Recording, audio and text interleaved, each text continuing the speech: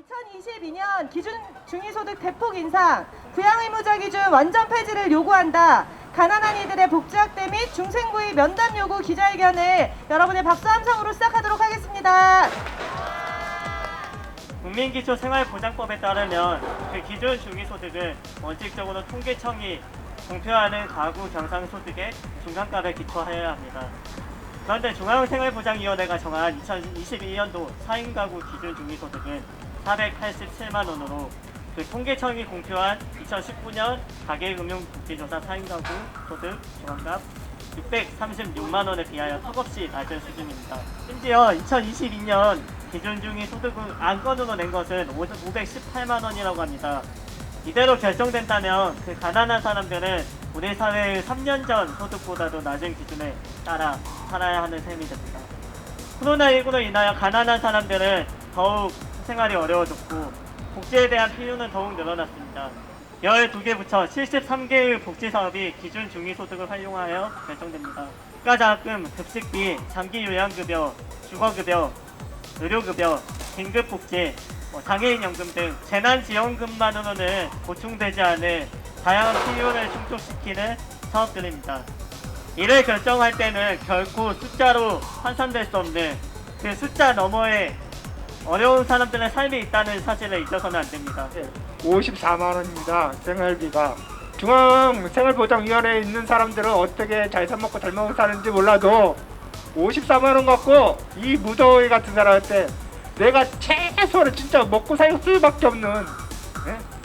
다른 거를 여가 생활이라든지 모르는 것들은 꿈을 꿀 수가 없는 돈입니다. 이게 현실입니다.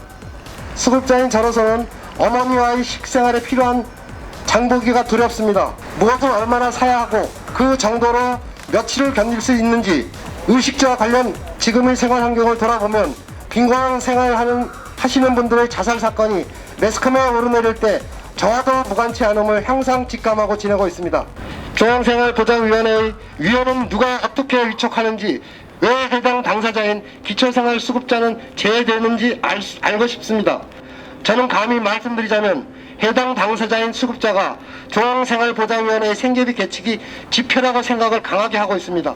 최저임금 같은 경우에는 최저임금위원회에 노동자들이 직접 참여를 해서 같이 논의를 하게 되어 있죠. 그 이해 당사자들이 이것에 의견을 내고 또 주장을 할 수 있는 게 당연한 권리임에도 불구하고 기준 중위소득과 관련해서는 이것에 이해 당사자인 복지제도의 수급자들이 참여할 수 있는 경로가 전혀 없습니다. 빈곤층의 직접적인 의견을 듣는 것을 오염된 의견으로 보거나 과도한 변수로 생각하는 행정당국의 의견이 기초생활 수급자들이 이 위원회에 전혀 접근조차 할 수 없도록 만드는 원인이 되고 있습니다. 그래서 저희는 이 기준 중위소득을 결정하는 중앙생활보장위원회의 문을 완전히 열고 이 논의가 완전히 꽁꽁 닫힌 자리에서 이루어지는 것이 아니라 투명하게 이루어져야 된다고 생각합니다. 이게 투명하게 이루어지지 않다 보니까 최근 몇 년 동안 낮은 인상률이 고수되고 있는 것이라고 생각하기도 하는데요. 계속 물가도 상승하고 경제도 상승한다고 하는데 이상하게 기준 중위소득만 낮은 인상률을 고집해 왔습니다. 그 연평균 2% 지난 4년 동안 머물러 있었다는 건 사실 말이 되지 않죠. 이렇게 낮은 인상률을 고수하고 있는 건 두 가지 의미가 있습니다.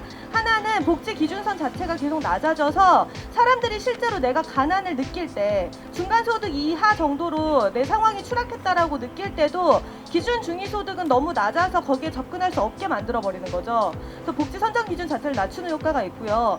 그리고 또 한 가지는 기준 중위소득의 30%로 정해져 있는 수급자들의 생계급여가 굉장히 낮은 수준에 머물러 있는 문제가 또 한 가지 있습니다. 관리비며 아니면 식대, 휴대폰 요금 이런 것들을 모두 다 54만 원 안에서 한 사람이 해결한다는 것은 굉장히 옹색한 일입니다.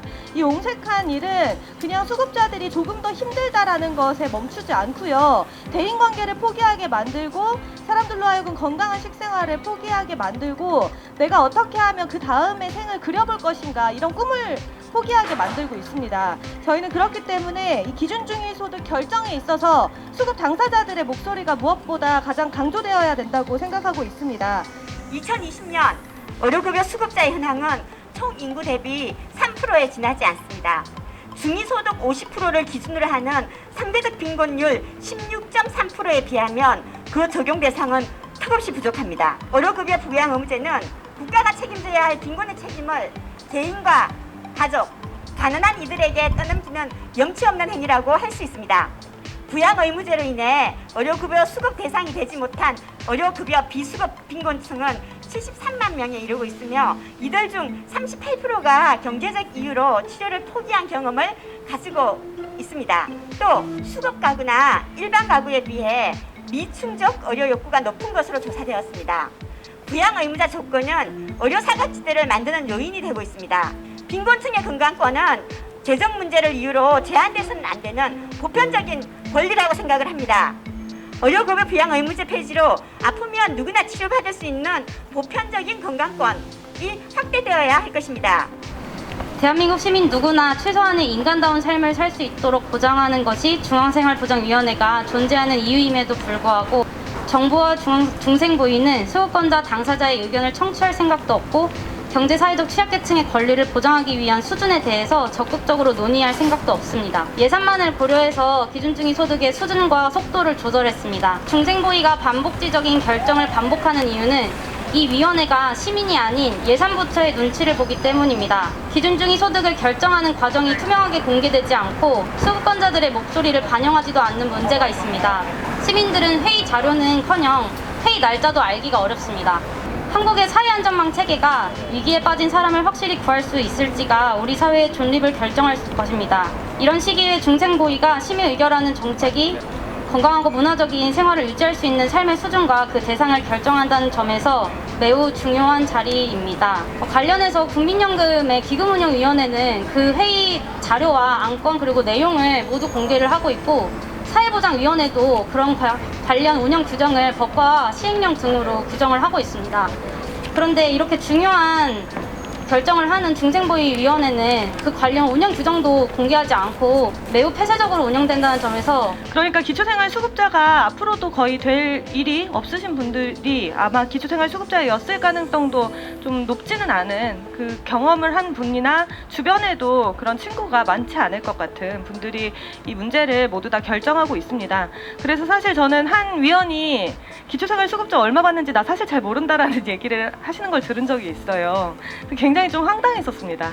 수급자들의 삶을 전혀 모르고 짐작도 잘 가지 않는다라고 이야기하는 사람들이 이것에 대한 정권을 가지고 있는 상황이 과연 옳은가 좀 질문하고 싶습니다. 기준중위소득이 결정되는 방식이 워낙 복잡하다 보니까 또 접근이 어려운 게 있습니다. 이 기준의 중요성에 대해서는 알겠는데 뭐 중위소득이 어떻고 평균값이 어떻고 뭐 보정수치가 어떻고 이렇게 논의가 굉장히 복잡하니까 사실 의견을 내기도 너무 어렵다, 아니면 관점을 갖기가 되게 어렵다, 이런 얘기를 하시는 분들이 많거든요. 근데 중요한 거는 그 퍼센트가 어떻게 오르냐, 그리고 실제 지금 현재 중위값과 어떤 차이가 있냐, 이게 가장 중요한 것 같아요. 저희 오늘 기자회견을 마치고 여기 있는 공개 질의서를 전달할 예정이고, 또 다음 주 수요일 오전 10시에 저희의 좀 상세한 요구안과 현재 기준중위소득 결정 방식에 어떤 문제가 있는지에 대한 자세한 좀 기자분들과의 간담회를 가지려고 합니다.